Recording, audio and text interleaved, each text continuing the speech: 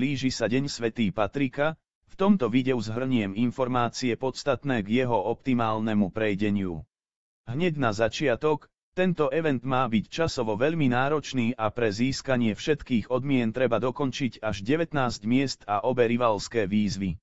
Anglické kanály odporúčajú až 5 rôznych stratégií ako event hrať, no mne prídu zaujímavé len dve.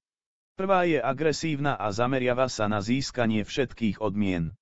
Druhá je oddychová a zameriava sa na získanie vedľajšej odmeny. V tomto videu len predstavím spreadsheety, ktoré pripravil UBR Nerd 14, odkaz na jeho video nájdete v popisku tohto videa. Keď ho prekliknete, dostanete sa na toto video. Dole v popisku videa sú jeho spreadsheety, podstatný je tento posledný. Mal by sa vám otvoriť tento formulár.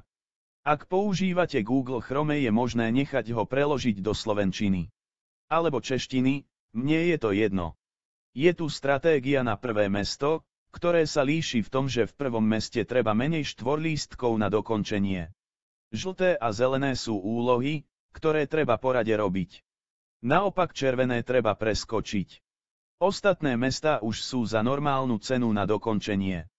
V poslednom stĺpčeku je stratégia na každé mesto, pokiaľ chcete ísť oddychovou stratégiou. Na kanáli môžete nájsť aj druhý interaktívny formulár, ktorý môže byť veľmi užitočný.